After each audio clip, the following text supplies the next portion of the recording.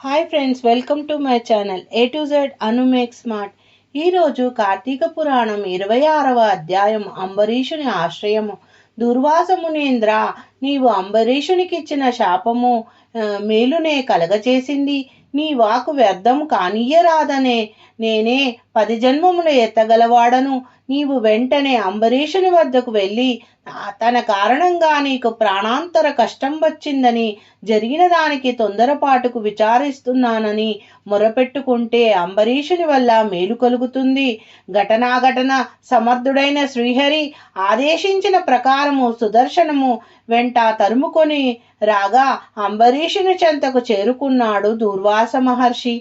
అంబరీషుడు తన కారణంగా దూర్వాసునికి ప్రాణభయం ఏర్పడిందని విచారిస్తున్నాడు. విప్రునికి విపత్తు కలుగజేయటం ధర్మం కాదు. విప్రుని హింసింపజేయువాడు బ్రహ్మహంతకులేనని ధర్మశాస్త్రాలు చెప్తున్నాయి. విప్రుణ్ణి తరిమినవాడు, విప్రుని హత్య చేయించిన వారు హంతక పాతకమును గురి కాగలరు.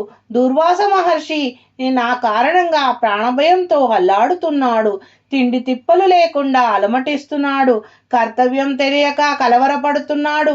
నిష్ఠాగరిష్ఠుడు, యోగ సంపన్నుడు, నైష్ఠికుడు అయిన విప్రశ్రేష్ఠుడు నా మూలమునగా కష్టములు కలుగుచున్నది అని వాపోచు అంబరీషుడు హరిధ్యాన తత్పరుడై కలవరం చెందుతున్నాడు.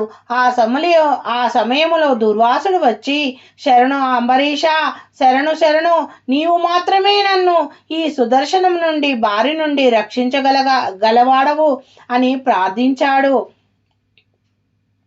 కార్తీక పురాణం 26వ అధ్యాయ పారాయణ భాగం సమాప్తం. అంబరీషుని ఆశ్రమ అధ్యాయ సమాప్తం. శివార్పణమస్తు. కార్తీక దామోదర చరణారవిందార్పణమస్తు. Thank you for watching my video. Please subscribe and